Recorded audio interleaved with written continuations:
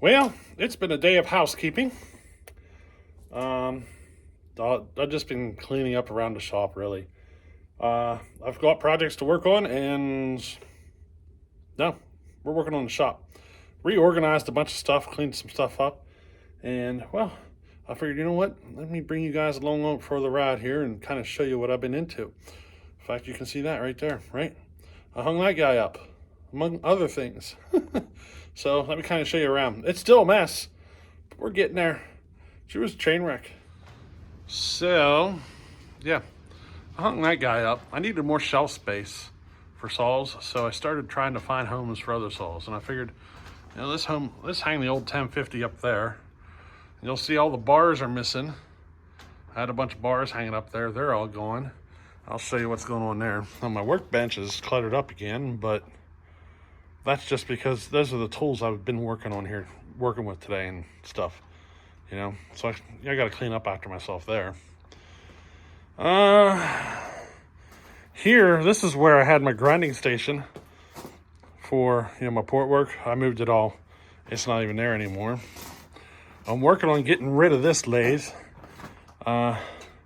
So this is the lathe I want to try to move into. We got some parts coming for it. We got some work done. You can see over there's a motor. The motor's mounted up. I still got to put the gearbox together, but we're getting there. We're getting close. I got a new pulley coming for the top, 2 new belts coming. So by the time they get here, I should have the gearbox together. And then from there, it's just, see if I can convince Joey to wire it up for me. And then we'll be able to test it. See if she's up and running. And if I can get this thing to work out good, then I'm going to go ahead and work at locating another chuck for it. Because, I got the 4-jaw chuck, which I can tell you that chuck says Craftsman on it. I don't know if you can read it, but it does say Craftsman on it. So, I don't know if this is a Craftsman lathe or not, but the chuck is. See if I can locate a 3-jaw. So I put some of my, the parts in here, but I have one of those chucks. But I figure if I get a 3-jaw, I should be good. And I got some collets and stuff laying there. I'll never use that stuff. But tool piece, she's on. I got some new tooling coming. I got a boring bar coming and some new tooling and everything coming for it. I still got to buy indicators, all the stuff for doing good indicating. I have some, but I don't have anything really nice. So I'm going to probably locate a couple of that. But the lathe is coming together. We got more stuff coming. Hopefully it's up and running in the next week or two. It depends. The wiring. Joey said he's going to come up and wire it for me. So, Joey, when are you coming? He probably wants to hang out. There's a saw on its way to my house. That's Joey's, and there's all sorts of stuff there. So he's coming up to make a trip or whatever for the saw and all that stuff. I put that shelf up, threw them saws on. I needed more, shelving for saws, so I threw that makeshift thing on. And this shelf here, let me turn. Let me go to the other side. So yeah, I put this makeshift shelf. It's not done. I got to put a center brace in it. It's not meant to hold any weight. It's just meant for some small odds and ends, mostly for just hanging bars and chains off of is its main purpose. I got my welding leads for the stick welder hanging here, just because it's kind of hard to lug one of those old Lincolns around. So I got, really long leads off of it, and I got them hung up. Nice pile of trash. All this here, this was an old dolly that I turned into a welding cart. I did that today. Just a quick little weld up, and I got the plasma cutter and the MIG welder both on there. And then, got my 2 bottles of gas down there. One's for MIG welding and the other one is for TIG welding. So yeah, I put that little cart together today. And this is going to be my new grinder station. I think I got my grinders mounted a little too low, but this is going to be the new grinder station. It's been a while since I've been able to sit down in a nice chair and grind on a cylinder. I think that's one of the things that's been hurting me lately. I just can't get there, get in a good, comfortable position and to do my grinding. So we're going to get set up here a little better, you know what I mean? That's an old desk. That came out of one of the Penn State locations, probably from the 70s. I'm trying to think. Yeah, Penn State. So the Altoona, Pennsylvania location for Penn State, that came out of. And I've had it for a while, many, many years.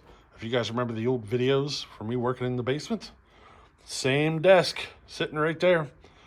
Should have thrown it out, but I never did. It's still here. You know, I keep doing this without spending any money is what I'm doing. I could go out and buy nice fancy stuff, but, you know, it kind of gives my shop personality. That's what I think. But hopefully I can get rid of that little lathe there. Get this guy up and running and functioning good. Get a nice 3-jaw for it. And then I'll get rid of that guy.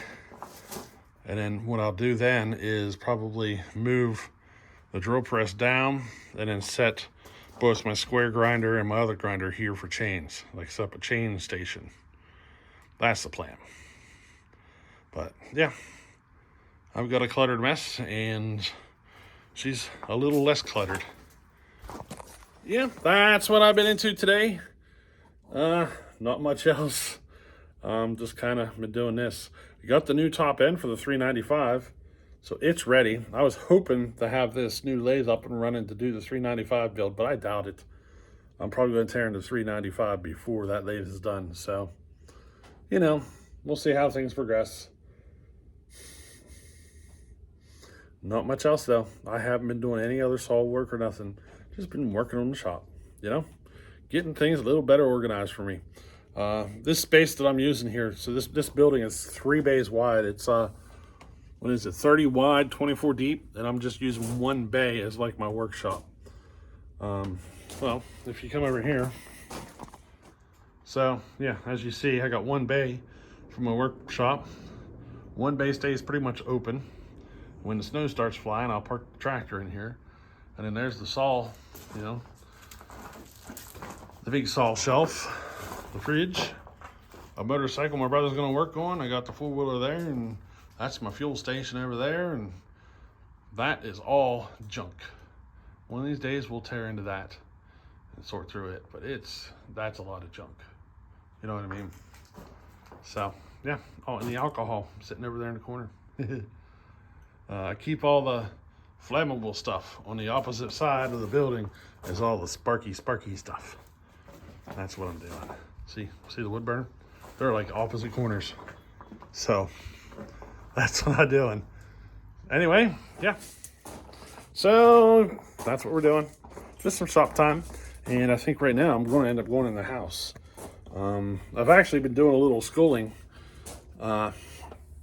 So I'm a Class B CDL driver, and I'm upgrading to a Class A. So they changed the laws and everything, so now you got to do this class. So I had to go online, do this online class. I think that thing takes every bit of the worst, most painful 8 hours of your life as possible. I swear they set it up that way. It was awful. But I did it. I got it done. I just finished it like 2 hours ago. Good boy, it was painful. I think I spread it apart. I think I got it split up into 2 or 3 days that I split it up to. So I got the online side done. Now I got to do the normal testing, I got to go do all the normal testing like you'd expect. Yeah, I'm upgrading to the Class A license. So same job. I'm not going anywhere, but I might move to another job within the company. And Class A might be needed. So we'll see. We'll see how things progress. So, alrighty, later.